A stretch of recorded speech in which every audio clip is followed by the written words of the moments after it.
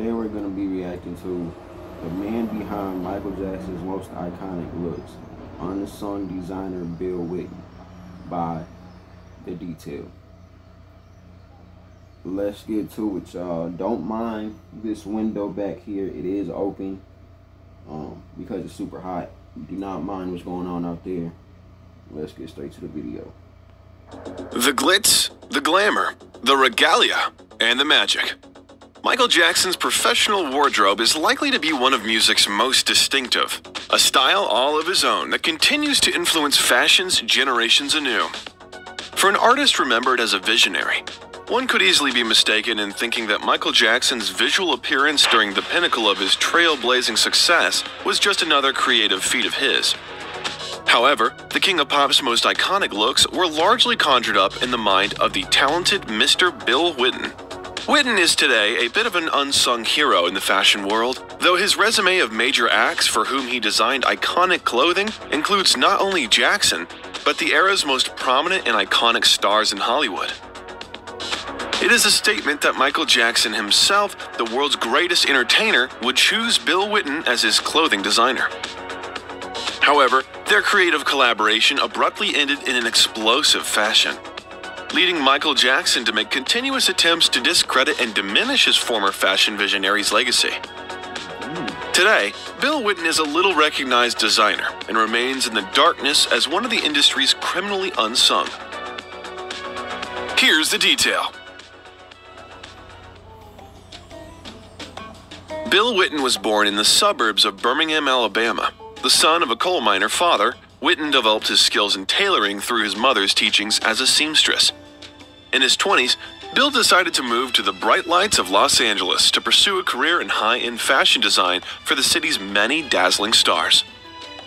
In 1974, Whitten opened a custom shirt business called Workroom 27. The tiny shop was virtually invisible, located on the second floor of a building on Santa Monica Boulevard in West Hollywood, and it was open for 6 months before their first customer walked through the door, who just so happened to be superstar singer-songwriter Neil Diamond. Diamond made an extensive order with the young designer and soon became an advocate for Whitten's custom-designed clothing.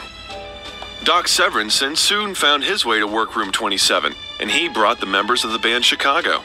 After that, Jim Brown came in and returned with Hugh Hefner, and once word had spread among the showbiz elite, its domino effect took less than a year and a half. It was official. Whitten and his brand was a sensation, as his business blossomed as more and more bands demanded personalized stage attire. They, lead singers, didn't have one place they could go that could outfit them and the band. I was the one source for all that, Bill reminisced. At the height of his showbiz rag business, Bill Whitten went from leasing one room to buying the entire building and had a factory that employed 50 people churning out the stage clothes for over 20 musical acts. Then, he became selective and scaled his client list to include only top-rung performers. He was soon putting Elton John in extravagant capes and electric boots, Stevie Wonder in African print kaftans, and took Neil Diamond out of everyday flower-embroidered shirts and into bedazzled bugle beads.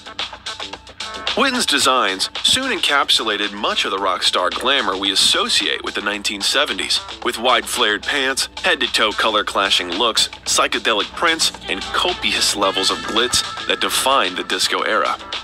Quote, "When I came into the business, the only man in a beaded jacket was Liberace. Nobody had tasty beading for men. Nobody," the Hollywood designer remarked when interviewed. Regularly designing costumes needed for popular figures in music, it was during this period that Whitten created much of the Jackson 5's early tours and television looks. From this initial association, Michael Jackson became more accustomed to the immensely talented designer and his unique design sensibility. Quote, "The rock world is one of the few areas where you can use your fantasy," Whitten once revealed, a mindset Michael was keen to embrace as part of his own superstar image. Together, they cultivated Michael Jackson's new, sleek, more sophisticated, all-over rhinestone-studded looks during his off-the-wall album success. That's embarrassing. Why did I show that to the entire internet? Open up Google Drive. She's in. Something just came up. His off-the-wall album success.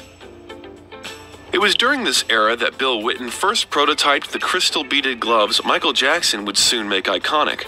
In 1979, during preparations for the Jacksons' Destiny Tour, Michael asked Whitten to design something for him that was different, unique, and that no one had done before. For the designer, it was a bit of a no-brainer. Whitten thought bedazzled gloves would create a focal point for Jackson's dancing. Quote, "It was very simple," Whitten once said. The audience was missing his hand and feet movements. They couldn't see the quick gestures he was making. They then came up with the idea of a single glove because Michael felt that wearing one glove was cooler, as two gloves seemed just too ordinary in comparison. And it worked. The single glove, ankle-length black pants, bejeweled socks, and loafers Michael Jackson showcased his moonwalk in during his Motown 25 performance of Billie Jean caused a worldwide sensation.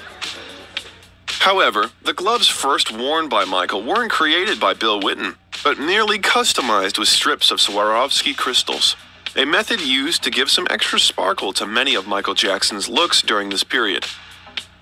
More elaborate beading techniques were featured in Bill Whitten's looks for Jackson once he started working with Bon Choi Couture, a Los Angeles-based family business which is still in operation today, and we were lucky enough to speak with them about their time creating some of Michael Jackson's most iconic looks. The whole Hollywood was his clientele that moment. Everybody, like, start with the Lionel Richie. 80% of the well-known top-of-the-line artists at that time were the clientele. Bill came in, he said, you know, we have to do something creative, something for him so it pops and separates him from the others. Brother-in-law Coco actually said, well, you know, Elvis has his belt, bejeweled, this, that, so that's what, maybe, how about we do a glove? And Bill said, oh yeah, that's a good idea, let's try. And actually, because it was timing was so close, we couldn't make the gloves. He got a ready-made gloves. He bought them, he brought in, we opened the seams, we put all the rhinestones on it, and we closed it back, and there you go, we had the glove, the very first one. The initial glove only being a prototype design, with the help of Bon Choi Couture, Whitten decided to perfect it by using Loch Rosen crystals, which had a more refined look and feel. Each glove took approximately 40 hours to set on the crystals and beading, and a day to actually sew each glove together by hand. Then came a whole host of distinctive military looks that Michael Jackson showcased during the height of Michael Mania and the glory of his Thriller success. His signature style was initially birthed after Michael showed Whitten a picture of a 19th century English admiral as inspiration for the costume designer when creating looks for the Jacksons' 1977 variety show. That's crazy, bro. And look at what it did. Everybody want that glove. Everybody want that Billie Jean jacket.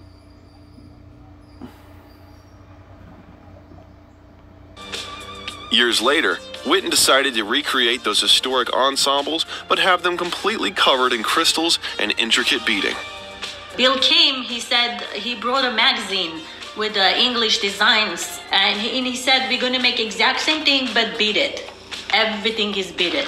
He would wear whatever Bill will suggest, because he was the one, so he was like designing everybody, and everybody were happy, liking what he's doing. So I guess pretty much everybody would take whatever he would suggest. Bill Whitten's outfits for Michael Jackson went on to be embedded in the superstar's most recognizable career landmarks, and some of the most famous pieces to ever grace the entertainment industry. This included a red wool blend jacket completely covered in red bugle beads with an elaborate gold seed beaded rope design with matching cuffs and epaulettes, which Michael Jackson wore to the 1984 American Music Awards. This, as well as a similarly all-over bejeweled military uniform in navy and gold that he wore on his historic night at the Grammy Awards, as well as during a visit to the White House to meet President Reagan.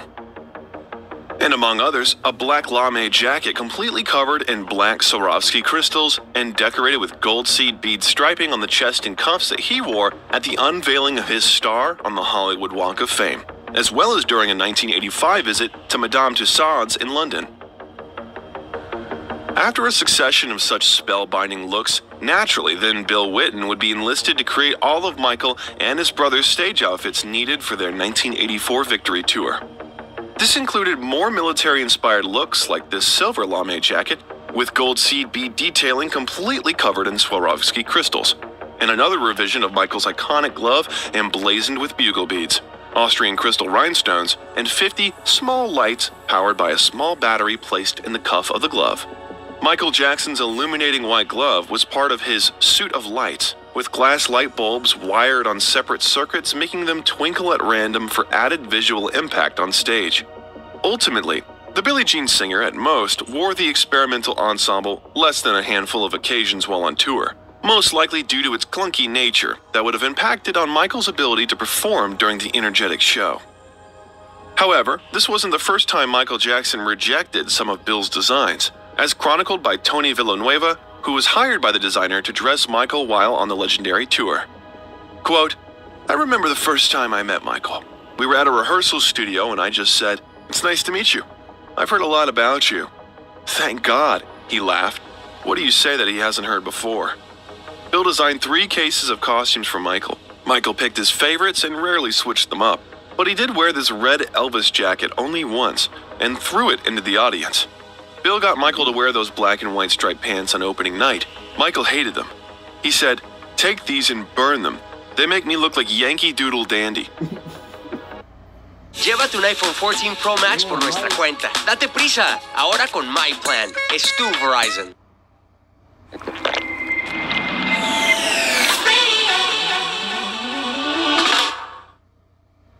They make me look like Yankee Doodle Dandy. Despite the superstar's particular distaste for those stripy pants and his vow to never wear them again, he instead gave them to his brother Randy to wear on stage.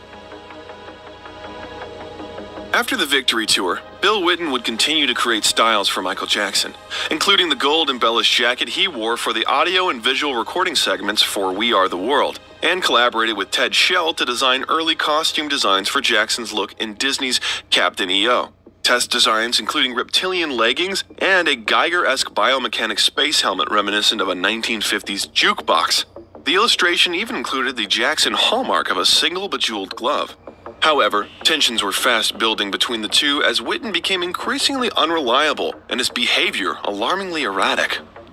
But in 1987, with time not on his side during the run-up to the much-anticipated release of his Bad album, as well as his first solo tour, Michael Jackson decided to employ Bill Whitten to create his costumes yet again for his latest tour. The new look was a complete departure for Jackson, including darker colors, multiple buckles, straps, and metal hardware attached to his clothing. The lack of dazzle marked a distinct departure from his performance persona during the Jacksons' years, switching to a much more constructed and industrial look. Yeah, in the beginning it was awesome. They were really good. Trust whatever he would say, it was like a rule they will follow. But then at the end, when he started going down, yeah, he would still design, sketch these, but he couldn't deliver. He couldn't meet with them to choose the fabrics, delays. However, the two ultimately came to blows during Jackson's tour of Japan as part of the first leg of his Bad World Tour, when Whitten took it upon himself to operate a forklift backstage and in the process, damaged goods as well as injured several members of the Japanese crew after attempting to transport pallets. During that tour, he just decided to take the forklift and, wander in a warehouse, kind of having fun with the forklift, and he hit one of those and it fell on a couple of workers. So then Michael was really upset. The designer's careless and, in turn, dangerous actions was Michael Jackson's last straw, and he abruptly fired Bill Whitten from the tour, replacing him with the design duo Dennis Tompkins and Michael Bush, who the superstar worked with on Captain EO to amend and repair costumes for the show. As a result, Bill Whitten took legal action against Michael for breaking their contract, and a bitter court battle ensued. A battle that Michael ultimately won, and has since made numerous attempts to dissociate himself from the designer and diminish Whitten's legacy when it came to the superstar's signature style. One example of this is within the pages of Michael Jackson's 1988 autobiography, Moonwalk, a book where Whitten is barely mentioned, despite Jackson recounting the story of his iconic glove and how he found the black sequin jacket he first wore on Motown 25 in his mother's closet, with no mention of Bill Whitten designing the piece specifically, so Jackson could dance as the jacket swung and floated around. I hate that y'all gotta hear that in the back, but I can't. There ain't not, even if I had the window closed, y'all can still hear it. Probably not as loud, but I gotta have it open, man. It is super hot in my room. As if they were orbiting a star as Michael spun to the delight and amazement of the crowds. If it was Michael's, we never heard that from Bill. A lot of things, family is changing because they were so pissed at Bill. They here and there try to take as much as they can away from Bill. You know what I mean? After his falling out with Michael Jackson, Bill Whitten attempted to orchestrate his own comeback. As in 1990, he opened the store Bill Whitten on Melrose Avenue in collaboration with Bong Shwa Couture, focusing on ready-to-wear fashions and carrying everything from pajamas to evening wear for men and women. T-shirts started at $50, and some of the evening gowns topped off at $20,000. However, Whitten's erratic business practices stunted the venture. With bills unpaid and deadlines not met, the business was taken over by Bong Shwa Couture. And in the years since, Whitten never was able to regain his prominence as a high-end costumer again.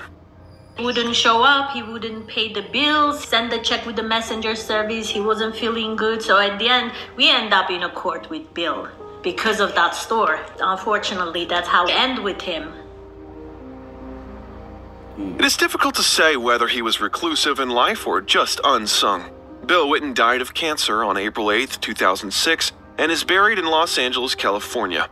But otherwise, there is remarkably little information about him besides his high-profile clients, something that seems symptomatic of the costume profession and his career at large. Thanks for watching The Detail.